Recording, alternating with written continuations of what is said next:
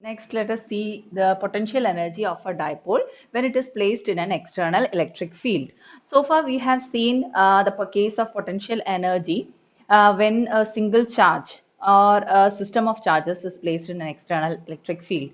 Now, here we are going to discuss what is the case of doing work if a dipole is kept in an external electric field. We have already seen the case, that is, when a dipole is kept in an external electric field, it will experience a torque. This torque will try to rotate the dipole until it gets aligned with the external field. Now, suppose we are trying to rotate this electric dipole against this torque, then we have to do some kind of work. Then the work done in rotating a dipole from one initial position to a final position will get stored as its potential energy. So this is how we are going to derive the expression for potential energy of a dipole when it is placed in an external electric field. So now let us have this figure. Look at this figure. We have a dipole minus q plus q separated by a distance to a. Direction of the dipole moment is from minus q to plus q, and it is kept in a uniform external electric field represented by the parallel lines. We can have theta as the angle between the dipole moment and the external electric field. Now, we know that when the dipole is placed in an external electric field, it is going to experience a torque, and we have already seen the expression for this torque as tau is equal to P cross E, or tau is equal to PE sine theta. And as a result of this torque is a rotating force, rotational effect of force. So as a result of this torque, what will happen? This dipole will tend to rotate, or it will get aligned with the external electric field. Suppose we are trying to rotate this dipole against this torque. Then the small work done in trying to rotate this dipole through a small angle d theta will be given by dw is equal to tau of theta d theta. Tau of theta simply implies torque as a function of theta. Tau theta, tau of theta d theta, or you can simply write it as tau into d theta. Actually, this is analogous to the expression of work done in translational motion, where we have dw is equal to f into dx. Instead of f, we have substituted tau, and instead of the linear displacement, we have the angular displacement d theta. So it is analogous to the expression in translational motion. Now, this is the case when we are trying to rotate it through a very small angle d theta. Suppose we want to rotate it from an initial orientation or initial angle theta I to a final angle theta f. What is the total work done? So we'll proceed as usual, that is, we have to integrate it between the limits theta I to theta f. That is, the work done has to be integrated over the limits from theta I to theta f. So let us see how to integrate it. So total work done will be W is equal to integral dw, which is equal to integral of lower limit is theta I, upper limit is theta f, tau d theta. Now, what is the expression for tau? We know that tau is equal to PE sine theta. We can substitute that. So, integral theta I to theta f, PE sine theta d theta. Now, P is a constant, dipole moment of a dipole is a constant. E is the external electric field, which is also uniform and constant. So, you can take them outside. Integral theta I to theta f sine theta d theta. Now, we know that integral of sine theta d theta is minus cos theta. It is minus cos theta. So, I am going to substitute that PE, after integration you'll be putting it in square brackets, cos theta between the limits theta I and theta f.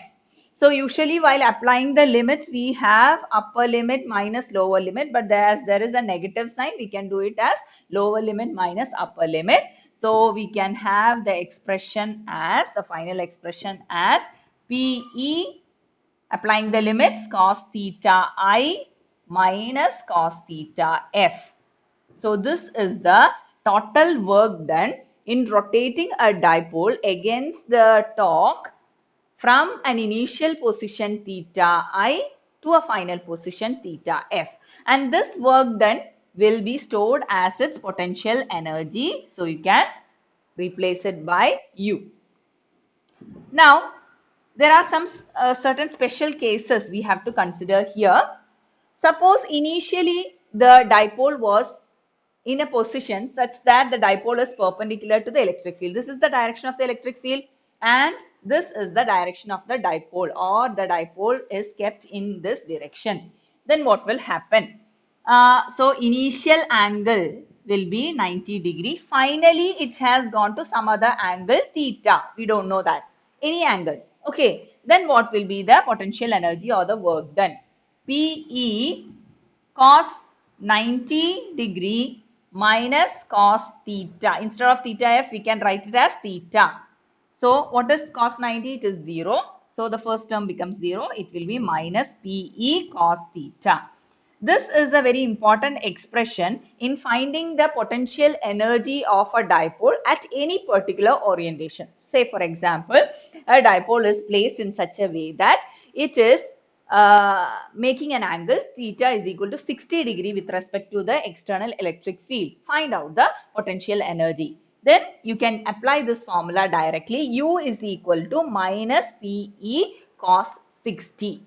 Understand? So minus PE cos 60, then you can find out the value of cos 60 and write out the expression for, or find out the value of potential energy associated with the case of a dipole kept at a particular. So if for any specific orientation, you have to apply this formula.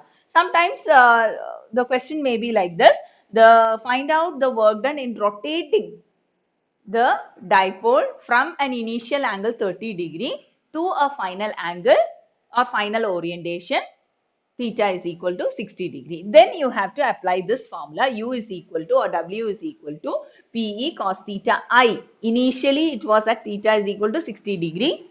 So or 30 degree, whatever the case may be. Substitute that and substitute for the final orientation also. So it may be asked in different ways, that is in order to find out the potential energy of a dipole kept in an external uniform electric field at a particular orientation, you have to go this formula, go with this formula.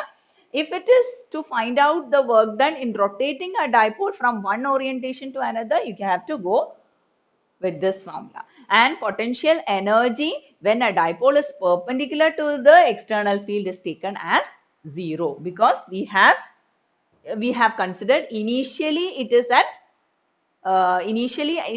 it is perpendicular to the external field. Then you can apply this cos 90, and cos 90 is 0. Okay. So next let us see some other special cases. Stable equilibrium. Condition of stable equilibrium. Actually, we have seen this last year in your +1 classes. What is stable equilibrium? Stable equilibrium, any system which attains stable equilibrium or which is supposed to be in stable equilibrium will have its potential energy at its lowest value, or will have the potential energy minimum. So in this case, when can the potential energy be minimum? It will be minimum because it can have negative and positive value. So it will be minimum when it is at the lowest negative value. So consider the case when theta is equal to 0 degree. Then potential energy of a dipole at any orientation. We have the formula U is equal to minus PE cos theta. When theta is equal to 0, what do you get? PE cos 0 is 1, so it is minus PE. So this is the lowest value or the minimum value potential energy can have for a dipole in an external field. So it contributes, or it is considered as the position of stable equilibrium. Stable equilibrium, the condition, this is the condition for stable equilibrium, and any system which has attained stable equilibrium, when it is disturbed from its equilibrium position, it will always tend or restore its equilibrium position. So whenever a body in stable equilibrium is disturbed from its equilibrium position, it will regain its stable equilibrium immediately. So that is the peculiarity of stable equilibrium, and the potential energy is minimum. Next is unstable equilibrium. Condition for unstable equilibrium.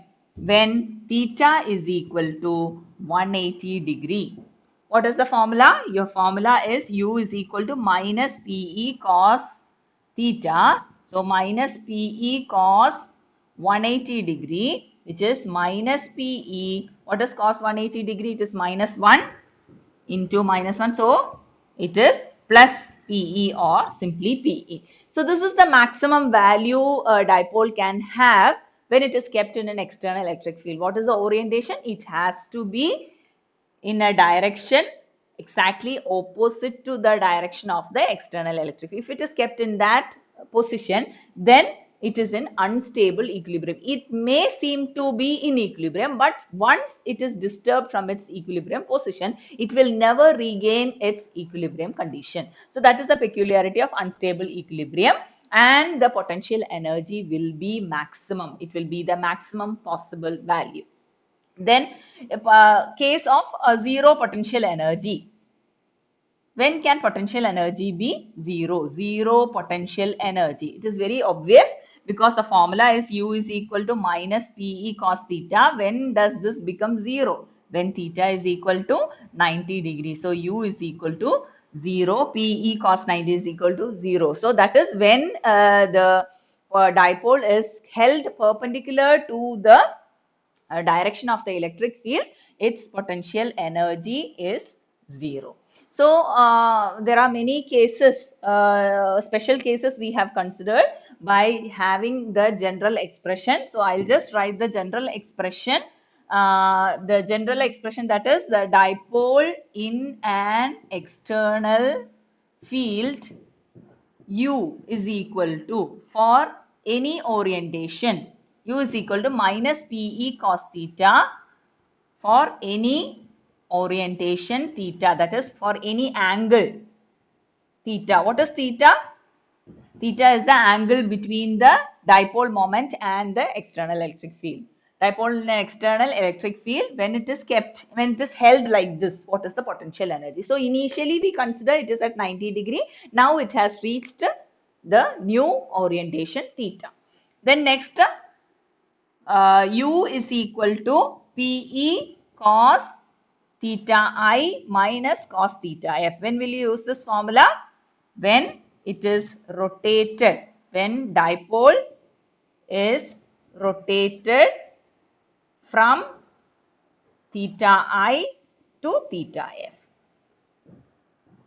So these are the two important formulae you have to keep in mind, and the condition of stable equilibrium and unstable equilibrium, in order to consider the